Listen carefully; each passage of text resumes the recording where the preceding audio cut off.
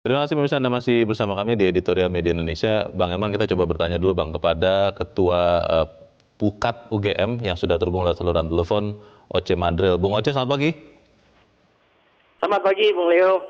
Ya, Bung Oce, kita melihat bahwa ada kasus korupsi, dugaan katanya di PT DI yang terjadi diduga dari tahun 2011 sampai 2018 dan merugikan negara diduga 330 miliar rupiah. Kalau kita melihat angka ini fantastis, waktunya juga lama dan KPK mengungkap ini. Pertanyaannya adalah sebetulnya apakah memang ini kasus yang baru terendus sekarang atau memang sudah ketahuan sebelumnya tapi baru dibuka sekarang? Yang Anda dapat seperti apa, Bung Oce? Ya, inilah yang disayangkan juga ya, kalau melihat kasus PT DI, ada nilai kerugian negara yang sangat besar, 300-an miliar ya, diduga 300-an miliar, dan terjadi ternyata dalam kurun waktu yang cukup lama, ya 9 tahun, hampir 10 tahun, dan artinya ada pembiaran terhadap persoalan dugaan korupsi yang ada di PT DI. Nah, terungkapnya kasus ini tentu saja mengagetkan karena rentang peristiwa dugaan korupsi itu terjadi dalam waktu yang cukup lama. Kemudian yang kedua dengan nilai kerugian yang sangat besar.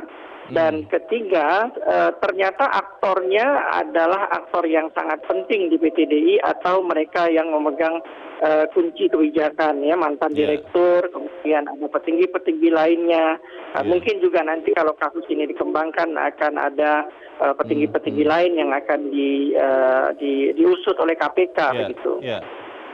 Pertanyaannya, Bung Oce, BUMN ini kan sebetulnya harapannya adalah menjadi katalisator ekonomi ya, dan banyak sekali uang negara yang dimasukkan ke dalamnya supaya kemudian membuat ekonomi kita bergerak. Nah, dengan uang negara yang begitu banyak, dengan nilai strategis BUMN, sebetulnya pengawasannya itu seperti apa ya selama ini? Karena di tengah-tengah kita membicarakan PT DI kan kita masih dibayangi oleh kasus di BUMN yang lain, misalnya Jiwasraya atau yang lain begitu ya.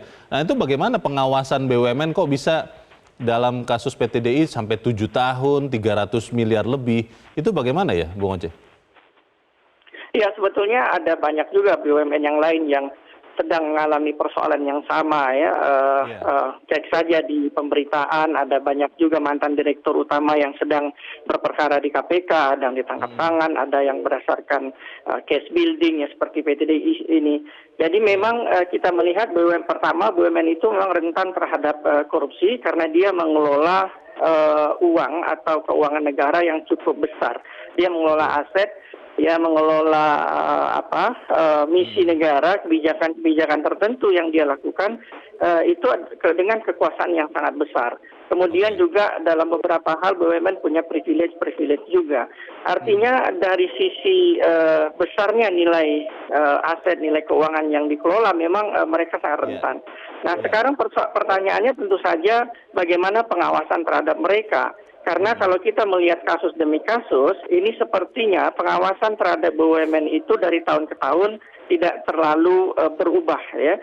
Ada banyak titik celah kesempatan terjadinya fraud dan korupsi dan berbagai kasus sering terjadi. Nah, mestinya tentu saja Kementerian BUMN punya peran yang sangat strategis untuk memastikan pengawasan yang ketat terhadap BUMN, terutama BUMN yang strategis dan rentan terhadap korupsi begitu. Bung Oce, ini pertanyaan terakhir. Kalau melihat apa yang terjadi sekarang terakhir di PT DI, kita masih bisa optimis tidak bahwa kejadian serupa tidak terulang lagi, mungkin khususnya di BUMN? Ya, sangat tergantung kepada bagaimana kebijakan Kementerian BUMN dalam melihat perkara-perkara yang terjadi ya, bagaimana lesson learn yang mereka peroleh dan apa respon mereka terhadap berbagai kasus yang terjadi di BUMN. Tidak hanya PT DI, kan ada banyak yang lain begitu. Nah, tentu harus ada respon cepat dan tegas dari Kementerian BUMN. Baik, kita tunggu sama-sama berarti respons dari Kementerian BUMN. Bung Oce Madril, terima kasih sudah bergabung bersama kami pagi ini. Selamat pagi, Bung Oce. Bang Elman, kalau bicara BUMN kan banyak sekali Bang, ada 150 lebih kalau tidak salah, dan uang negara juga banyak sekali di situ. Nah pertanyaannya, ketika PTDI ini dibuka kasusnya oleh KPK, 7 tahun rentangnya 330 miliar, lalu fungsi pengawasannya itu seperti apa sebetulnya? Itu yang menjadi pertanyaan kita sejak lama sebetulnya. Kan. Memang ketika ada BUMN atau katakanlah departemen menempatkan unsur pengawasnya lebih rendah, baik jabatan maupun kualitasnya dari bos yang paling tinggi di departemen itu, ya itu udah pasti membuat tidak akan berfungsi itu pengawasannya. Jadi ketika misalnya irjen atau katakanlah badan pengawas abal-abal, ecek-ecek kalau kata orang Medan, asal ada, sekedar untuk memenuhi ketentuan organisasi, jangan harapkan perusahaan itu, organisasi itu akan lurus. Efektif ya? Pasti jangan harapkan dia bisa menghalau maling-maling, tikus-tikus busuk, gak bisa. Jangan-jangan dia ikut ambil bagian dalam permalingan kan gitu kan. Nah, itu sebabnya kita sangat syukuri ketika komisaris utamanya Pertamina seorang sosok Ahok. Wah, ini memang sepertinya agak berat ini buat dirutnya kalau main-main kan gitu kan. Karena sama-sama kuat ini. Ahoknya juga sangat menguasai tentang perminyakan, dirutnya menguasai. Alhasil memang Pertamina sekarang melambung kan, menjadi mendunia. Nah, itu apa? Memang pemerintah ke depan harus mampu mengubah posisi pengawas, ya irjen, badan pengawas, misalnya OJK misalnya. Memang OJK itu harus tempat orang malaikat, orang yang memang mumpuni, orang yang punya orang punya kebanggaan menjadi pengawas. Jadi soal integritas dan kemampuan juga harus ya. Itu mestinya sudah terlewatkan. Itu otomatis. Jadi saya yakin kalau ada unsur pengawas di PTD ini tidak akan ada proyek-proyek fiktif kan. Pengawasnya kan tapi harusnya ada Bang sebetulnya Bang. Ya pasti ada lah. Nggak mungkin PTDI tidak ada mengawasi kan. Tapi tidak efektif. Pertanyaannya, kalau ada pengawas, apa yang dia kerjakan? Kalau ada pengawas kan pasti nggak bisa berkutik ini dirutnya kan. Tapi ya mungkin pengawasnya ada, tetapi menjadi ikut ambil bagian kan gitu kan. Ya udahlah gitu. Nah itu yang saya katakan, posisi irjen misalnya di departemen itu, dia tidak boleh takut terhadap menterinya. Baik.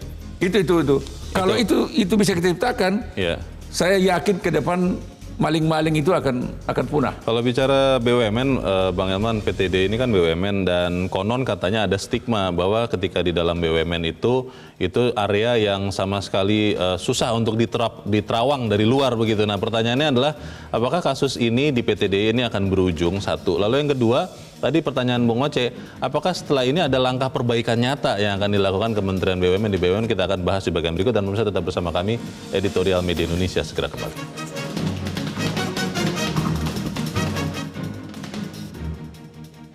Terima kasih pemirsa, masih bersama kami di Editorial Media Indonesia. Bang Elman, sebelum kita lanjutkan Bang, kita coba dengarkan dulu pendapat dari masyarakat. Kita sudah terhubung dengan pemirsa Metro TV di Pontianak, Kalimantan Barat, ada Ibu Agustina. Bu Agustina, selamat pagi. Selamat pagi Bung Leo dan Bung Elman. Selamat pagi, sukses buat Metro.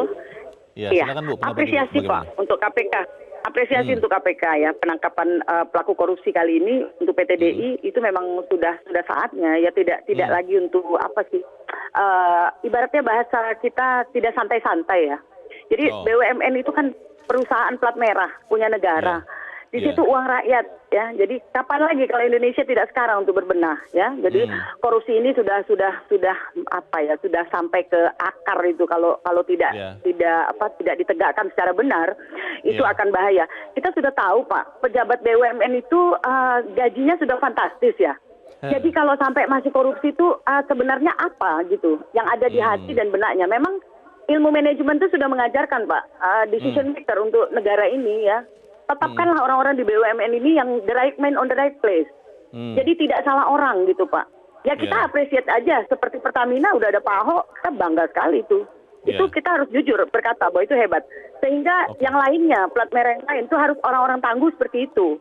Jadi kita tunggu Pak untuk penegakan hukum di PTDI ini seperti Jiwasraya juga. Kita lihat penegakan hukum yang profesional dan proporsional. Itu yang kita tunggu. Ya, baik Pak.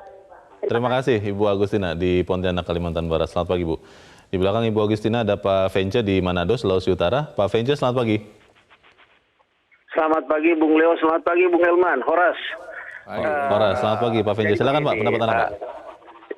Ya, jadi begini, saya tertarik sebuah buku yang jadi pegangan saya baca sudah sejak dahulu kala. Itu karangannya Colin Scofield, seorang budayawan asal Amerika Serikat. Dia katakan begini, korupsi itu terjadi dan dilakukan oleh seseorang yang kebetulan dia didaulat sebagai orang nomor satu di institusi di mana dia berada. Nah, jadi dia kan diberikan kewenangan. Iya. Nah, kembali lagi seperti yang dikatakan Bung Elman tadi terakhir bahwa sebetulnya kan ada pengawasan. Bung Leo tanya tadi, fungsi pengawasan ada di mana? Nah, saya ingin mengusulkan, Bung Leo, seperti di daerah-daerah kan ada inspektorat. Loh, bagaimana inspektorat ini dia mau melakukan pemeriksaan kalau dia sendiri ditunjuk, dipilih oleh atasannya langsung? Katakanlah dipilih oleh bupati, katakan iya, ya ketika dia menemukan sesuatu hal, loh, masa tega anak buah itu mau menghukum atasannya? Akhirnya akan muncul kata kok jeruk makan jeruk. Nah ini persoalannya. Sehingga kalau saya ingin katakan sekarang mengusulkan juga sekaligus Bung Leo, di setiap lembaga di daerah, katakanlah di kantor gubernur, kantor bupati, kantor wali kota, harus ada institusi di luar kelembagaan itu, di luar struktur yang mengawasi supaya tahu persis kalau diketemukan salah ya salah, bukan salah dibikin benar karena dia berkaitan dengan jabatannya dia kan. Nah ini sebetulnya yang salah di kita. Seperti contoh ada KPK. KPK kan itu di luar struktur pemerintahan. Dia itu lembaga yang dipercayakan untuk memberantas korupsi. Begitu juga di daerah. Supaya amanlah APBN kita, amanlah APBD kita. Itu saja barangkali. Terima kasih Bung Leo. Terima kasih Pak Vence di Manado, Sulawesi Utara. Selamat pagi Pak. Di belakang Pak Vence ada Pak Boy Lestari di Padang, Sumatera Barat. Pak Boy, selamat pagi Pak. Selamat pagi Pak Leo, Pak Herman. Selamat pagi Pak Boy. Selamat pagi Pak Boy. Silakan Pak, pendapat Anda seperti apa Pak? Hajar saja. Hajar saja Pak. Siapa yang dihajar ini Pak Boy? Yang pertama, korupsi ini musuh negara. Tulang. Musuh negara ini, korupsi ini, manipulasi ini. Sama dengan teroris tulang. Jadi hajar aja ini para korupsi ini. Lalu yang kedua, ini korupsi di BUMN ini baru langkah awal. Kemarin Bumi Putra, sekarang PTDI baru langkah awal Pak Leonard. Belum sampai ke sasaran. Masih banyak korupsi di BUMN yang ada di Indonesia. Terutama di PTP perkebunan di ujung-ujung sana itu banyak korupsi itu. Dugaannya begitu ya? Dugaannya begitu.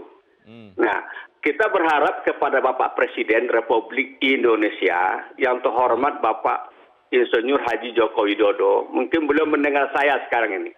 Iya Pak. Kalau bisa, bikin tim khusus pengawasan BUMN ini. Dalam rangka mengantisipasi korupsi manipulasi di badan BUMN itu sendiri. Kalau tidak akan habis-habis nih tulang. Iya. Karena bakatnya udah pada korupsi semua.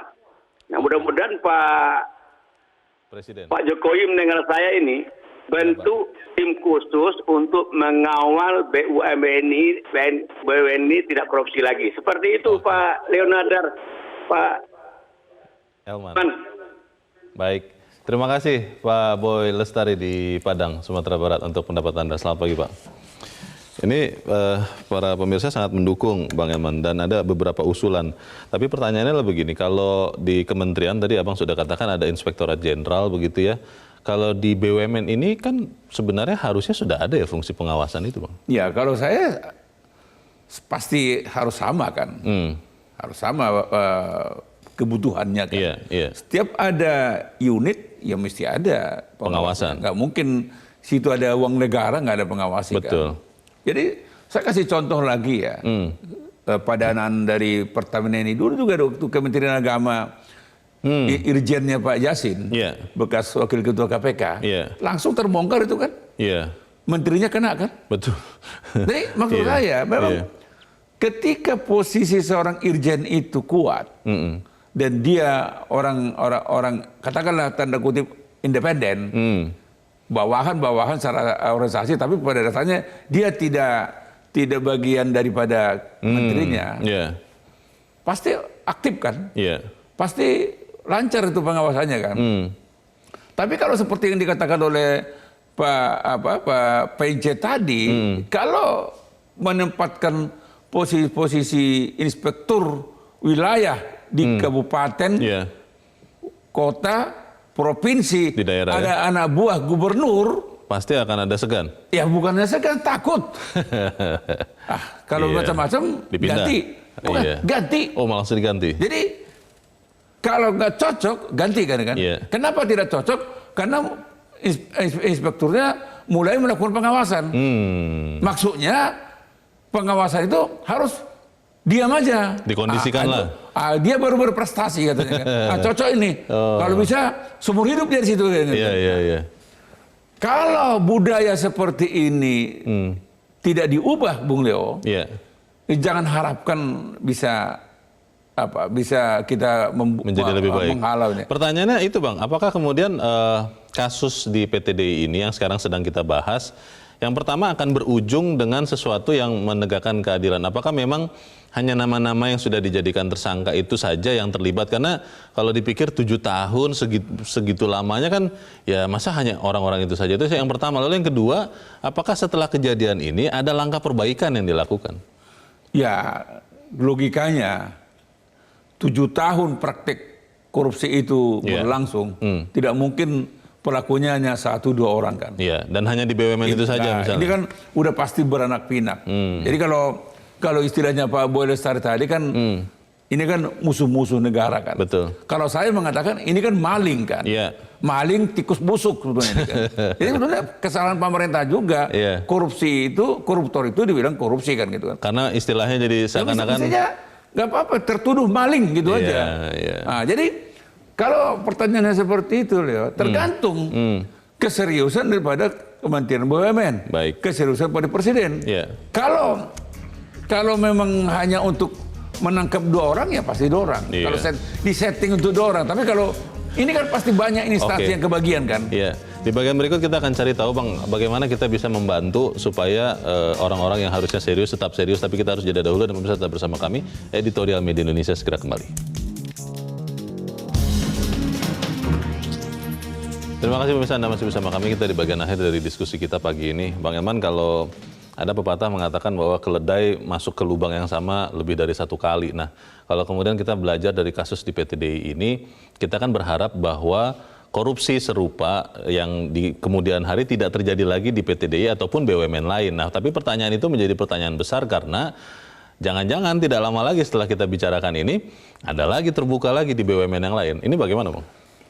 Ya, kalau saya kan katakan tadi sama Bung Leo ya, sepanjang unsur pengawasnya seperti yang disarankan oleh Pak Boy Lestari tadi, kan Pak Boy Lestari kan minta ada tim khusus kan, bagus itu, tim khusus, ya sebetulnya inspektorat lah yang ditingkatkan perannya kan. Kalau itu tidak ada, Bung Leo, jangan harapkan aman.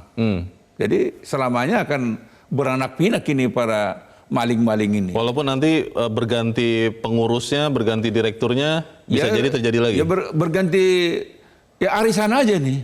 Arisan kali giliran ini. Begitu, ini kan mantan dirut ini. Besok siapa lagi kan gitu kan. Nah, terutama kalau kita lihat PTDI ini sejarahnya kan ini kan sempat dipilotkan ini kan. Iya, pernah. Walaupun akhirnya dibatalkan kan. Artinya mestinya kan pemerintah dan semua orang yang yang masih mengelola PTDI itu mestinya sadar bahwa PT ini pernah dipilotkan walaupun dibatalkan kan. Kenapa sempat dipilotkan kan? Pasti ada sesuatu kan. Ada salah urus waktu ada itu. salah urus kan. Nah, ketika ini dibatalkan, hidup lagi, tapi kan akhirnya menjadi sapi perahan juga jadinya kan. 7 tahun 300 miliar lebih. 7 tahun 330 M. Iya. Saya nggak bisa bayangkan apa mereka pikir. Coba kalau 330 M dipakai untuk membantu dana COVID ini kan. Sangat banyak. Sangat banyak kan. Jadi sekali lagi, Bung Leo, kalau mengurus negara ini tidak serius, ya jangan harapkan kita terbebas dari korupsi ini. Kata-katanya ada yang mengatakan begini Bang, karena bahasanya adalah korupsi, bahkan di penjara kalau sampai ada narapidana terhukum karena korupsi, koruptor, itu dianggap terhormat karena mereka melakukan kejahatan yang menurut banyak orang adalah kelas tinggi, hanya bisa orang-orang terpelajar yang melakukannya. Apakah mungkin kalau kita ubah saja begitu ya, tadi Bang Elman sudah bilang maling saja kita bilang begitu, itu bagaimana itu Bang? Iya, makanya saya bilang undang-undang korupsinya juga kan terlalu lunak kan. Mestinya kan undang-undang pemberantasan maling aja. Maling dan garis miring tikus busuk kan begitu kan. Jadi dan menurut saya orang-orang yang dihukum karena maling mestinya tidak boleh ditempatkan seperti perlakuan istimewa yang mereka dapatkan kayak di Sukamiskin sana kan. Iya, sekarang sangat terhormat. Jadi mestinya orang-orang ini harus dihinakan sepanjang hidupnya gitu. Jadi nggak boleh diberikan kehormatan sedikit pun sebetulnya. Kalau kita memberikan dia kehormatan, coba aja terkekeh-kekeh lah gitu. Jadi nggak ada jerahnya ini. Saya juga meminta juga kepada hakim lah terutama kan. Tolonglah peran hakim itu juga sangat menentukan untuk pemberantasan korupsi ini. Kalau dihukum setahun, 2 tahun, kalau mestinya kan udahlah, nggak bisa dimiskinkan karena tidak ada undangnya, udah hukum aja dia 20 tahun minimal kan gitu. Kan. Kecenderungannya makin lunak, makin kesini begitu. Ya itu. Jadi makanya seperti yang saya katakan tadi kan, tadinya kan PTDI ini kan mau diharapkan melambung mendunia kan. Memang sekarang melambung ke dunia ini PTDI. Sudah melambung? Melambung karena korupsinya gitu ya. Aduh. Nah, harapan saya jangan berhenti kepada 2 orang ini. Tapi tolong siapa-siapa yang kebagian. Ini nggak mungkin hanya 2 orang ini. Ada instansi lain, ya kan gitu kan. Karena ini kan proyek-proyek. Katanya kan konon katanya cari dulu siapa pembeli, baru ambil utangan katanya kan. Nah, ini saya nggak yakin kalau hanya 2 orang. Kalau hanya 2 orang yang menjadikan tersangka selama-lamanya, berarti KPK tidak berfungsi nih. Oh. Bisa begitu ya? Oh iya, nggak mungkin 2 orang Leo, 7 tahun, 330 M. Ini pasti, ini kalau ibarat lagu Bengawan Solo, udah mengalir ke laut semua ini. Oke, kita ikuti nanti bagaimana ke depan karena juga jangan sampai kita panas di awal, ujung-ujungnya kita tidak tahu karena sudah mengalir sampai laut. Dugaan saya ini hanya panas di awal aja ini. Aduh, jangan. Semoga tidak begitu ya. Kita nanti akan kawal sama-sama. Bang Elman, terima kasih sudah hadir di tempat ini, Bang. Selamat pagi. Pemirsa, PTDI merupakan salah satu perusahaan nasional yang diharapkan mampu berkiprah lebih agresif di pasar global. Sudah sejak lama Indonesia punya mimpi, punya BUMN kelas dunia yang mampu berkompetisi sengit dengan perusahaan papan atas global. Sampai sekarang kita butuh sapu yang kuat dan bersih, serta pedang tajam untuk memberantas korupsi, untuk melejitkan BUMN. Mari kita sama-sama jaga BUMN kita. Saya Leonard Samosir, terima kasih Anda sudah menyaksikan. Selamat pagi.